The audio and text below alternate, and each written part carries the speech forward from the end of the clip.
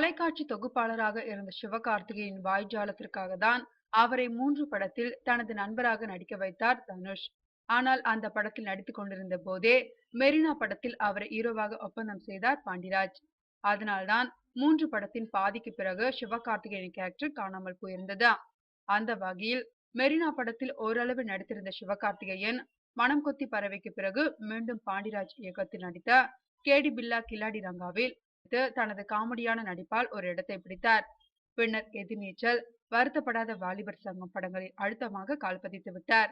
ஆனால் ஆரம்பத்தில் இருந்தே நண்பர்களால் வளர்த்து விடப்பட்ட சிவகார்த்திகேயன் நட்புக்காக சில படங்களில் ஒப்பந்தமாகியும் வந்தார். அது எல்லாமே அவருக்கு சாதகமாக தான் அமைந்தன.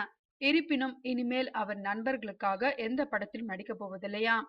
யாராக இருந்தாலும் கதை தனக்கு பிடித்திருந்தால் மட்டுமே ஒத்துக்கொள்வாராம். காரணம், இப்போது அவருக்கென குறிப்பிடத்தக்க ரசிகர்கள் உருவாகி இருக்கிறார்களாம். அவர்கள் எல்லாம் அஜித், விஜய், சூர்யாவை போன்று இவரையும் ஒரு அதிரடியான மாஸ் ஹீரோவாக திரையில் பார்க்க வேண்டும் என்ற தங்களது விருப்பங்களை அவருக்கு தெரியப்படுத்தி வருகிறார்களாம்.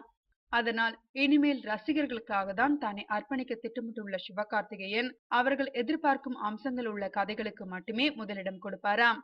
மாறாக நண்பர்கள் என்கிற முறையில் ரசிகர்களின் விருப்பத்திற்கு மாறான கதையில் ஒருபோதும் நடிக்க மாட்டாராம் சிவகார்த்திகேயன்.